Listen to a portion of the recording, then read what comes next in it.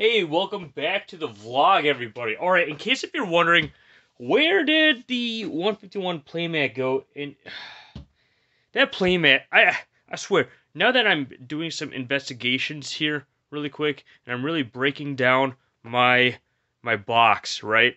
So I feel like because the Mew EX metal card, there's already damage and wrinkling and crinkling and peeling on the back of that metal card. The playmat didn't want to stay put. That was like tightly wrapped. And I just kind of put the pieces to the puzzle. I'm like, man, I'm bumming out now because I think my pre-order box or boxes of 151. I'm hoping my second box opening, uh, I hope it goes a little bit better quality in the promo cards that we get. I've been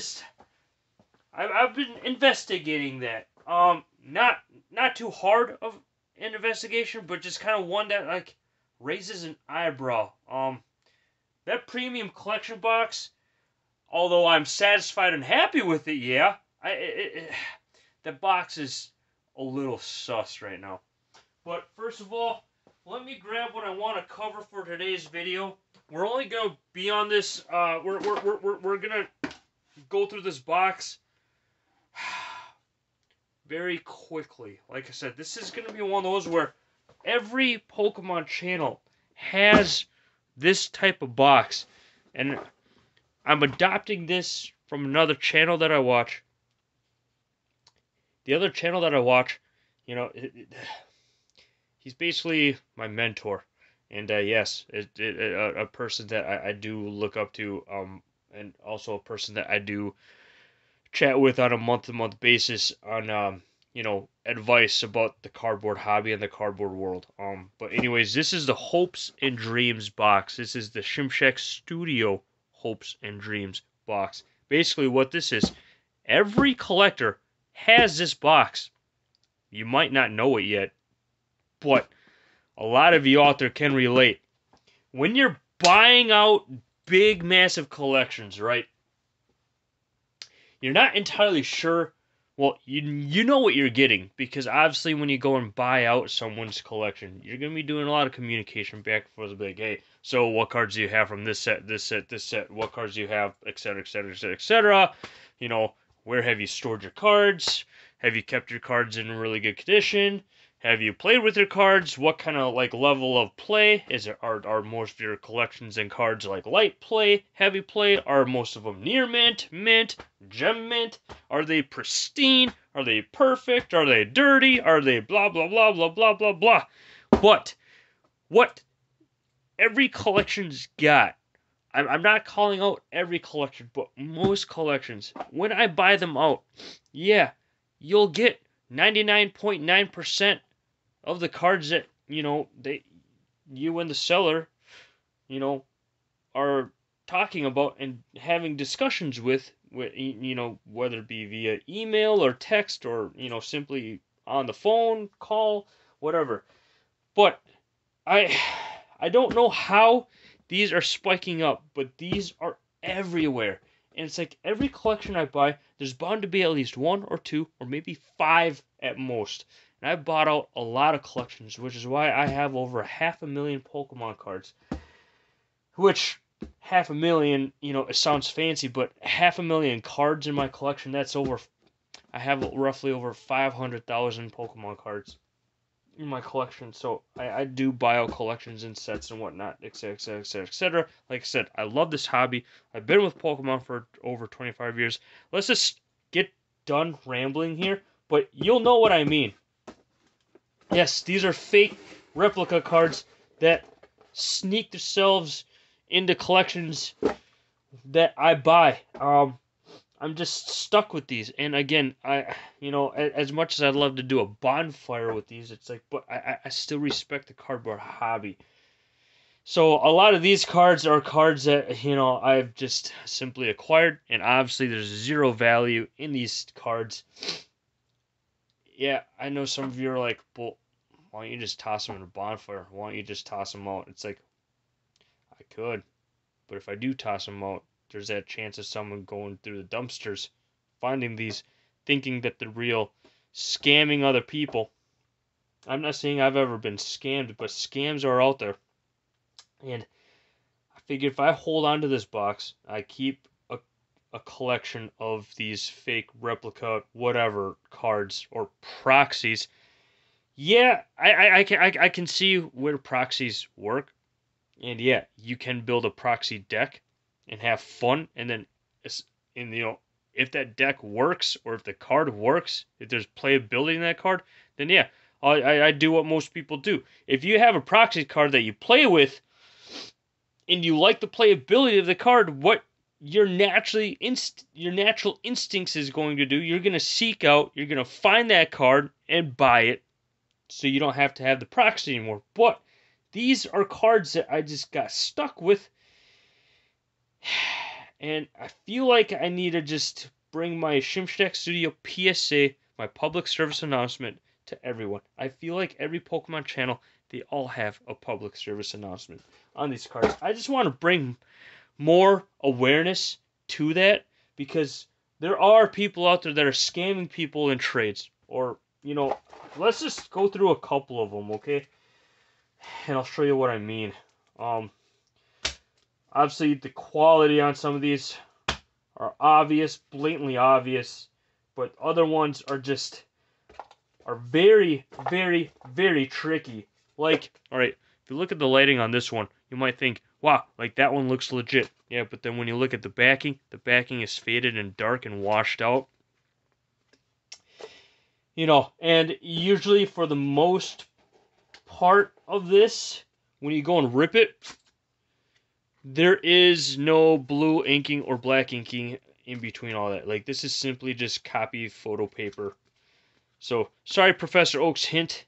I know, yeah, at a glance, you do look real, and in pristine lighting, this does look real, but then when you go, look at that shimmer and shine. Like, that is too glossy. Pokemon cards are not that glossy. Even, like, from far away, like, boom, this Tyranitar looks great. But the moment when I angle it, we all know, these rainbow rares, there's texture. There is no texture in that as well. But yeah, I mean, yeah, for like display purposes, yeah, I can see how people can be fooled. Like that looks pretty good. Even this Pikachu EX from afar, look at that. That looks fantastic. But watch, when I bring it closer, the text and the typing is all completely wrong. And yeah, the back looks great, but when I pop it out of the sleeve, again, super glossy on the front and back. And then, look, Pokemon cards don't bend that way, and it curls back. Like, you do that to a regular card, it's gonna crease. Like, it's gonna crease like the toes of your Jordan 1s. And again, this Charizard looks fantastic, right? But it's missing the holo. There never was a non-holo in the XY evolutions, and they've only done a holo, a traditional holo, and reverse holo in the XY evolution set. There never was a non-holo in that set. And then again here, this Mega Charizard EX looks fantastic. It displays really well, yeah. But then again, look, and then watch, look. There's gonna be no blue inking. Look, no blue inking. Boom, goodbye Charizard. And I guess I have an extra sleeve, which is great because look, we'll put this other replica proxy or whatever you want to call it.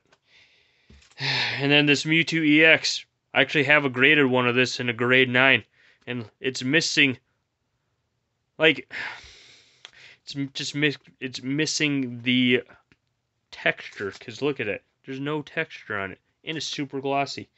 And again, look at this other Charizard. Oh, see, I think I'm getting so frustrated that I'm knocking myself into the camera. And like this Mew EX, I don't even know how. And then this Mega Charizard EX, yeah, it looks great, but it's missing the texture, y'all. And then this Rayquaza, no, I did not buy that for $20. This was part of a collection that I had bought years ago. And like this Charmander, it looks legit. This is from Dragon Majesty, but then the backing is so washed out, super dark, super glossy. I'm like, and I actually have the actual Charmander card of Dragon Majesty, but like the artwork, you know, the artwork is still amazing on this card, but like it's just so fake. And then same with this Mewtwo EX, the text is completely off, completely wrong. But yeah, obviously at a glance and in my pristine lighting right here, like this looks legit. It does look legit, but the sizing is off. The centering is kind of what XY Evolution centering would be like, but the text is off. And like this Charizard from Dragon Majesty, I actually have a real one of this card. Looks great. Like, look, non-hollow, looks fantastic, but again, you zoom in closer, you look at it, just everything is off about it. The text, the line spacing, everything is off on these. And again, I don't have a problem ripping these and showing you there is no blue ink in these cards. And again, I've been seeing sellers on certain sites that are advertising you can get blue inking on fake cards. That is a lie. Do not fall for that. I've had buddies that fell for that because they only wanted to play for proxies. If you're playing with proxies, I'm okay with that. But here's when you're paying someone to literally print and photocopy these cards onto just paper or cardstock, and they're literally telling you, oh, hey, I'm going to charge an extra $10 so you can have blue inking. You don't get blue inking. And I would know because one of my buddies gifted me for free a fake card that he claimed that that the seller claimed that, you know, my buddy got scammed out of a 10 extra dollars. So we played the experiment where, okay, well, another buddy of mine, he bought the same box of cards, and I think this was with Magic the Gathering. He buys the box of cards without the blue inking. And then I got a buddy of mine that was like, you know what? For experimental purposes, yeah, I'll dish out 10 extra bucks for the blue inking. We rip him. He got scammed out of 10 extra bucks on his Magic the Gathering proxy cards. And he fell for the blue inking. And it's like, God, just wherever you're buying cards online, just get some other eyes. Just get another set of eyes on there. But yeah, so here's again, like I call this the hopes and dreams box because it's like, yeah, we all hope and dream that these would one day be real, but they're not real. And it's just kind of like, that's kind of the whole point of having a hopes and dreams box. And it's like, yeah, these cards, I just have to keep these and hold on to them because if I come across anything a little shady online, at least I have a reference that I can always look back on. Or if someone is physically here selling me a collection, that's why I have multiple copies. That's why I'm collecting out a lot of cards. So if someone came to me and was like, hey, bro, I love your channel. I have a ton of Nidoqueens. Would you like to buy them? And I'd be like, yeah, I'd love to buy them, but first I'd love to see them. So then I can get all of my Nidoqueens. And if anything seems a little fishy, then at least I have a good reference and a good source. So that's why, you know, when I tell you, collect your favorite cards and collect multiple copies of cards that you like, because you might one day be in a situation where someone's gonna actually have a collection of the cards you want, and you're like, wow, you got a lot of my favorite cards. And if you're feeling a little like maybe I shouldn't buy them, you know, use everything that you know. Again, sorry this ended up being kind of more of like a longer video than I had anticipated. I know it's just me kind of rambling and venting, but it's just the hopes and dreams box. I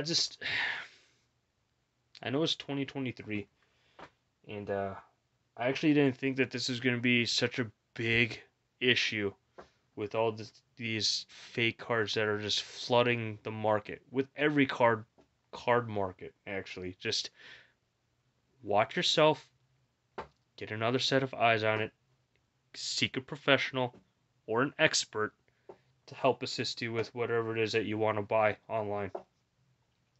And most likely, if you see the price is way too low, you know your gut instincts should tell you it's way too good to be true. Fishy, run away, find something else.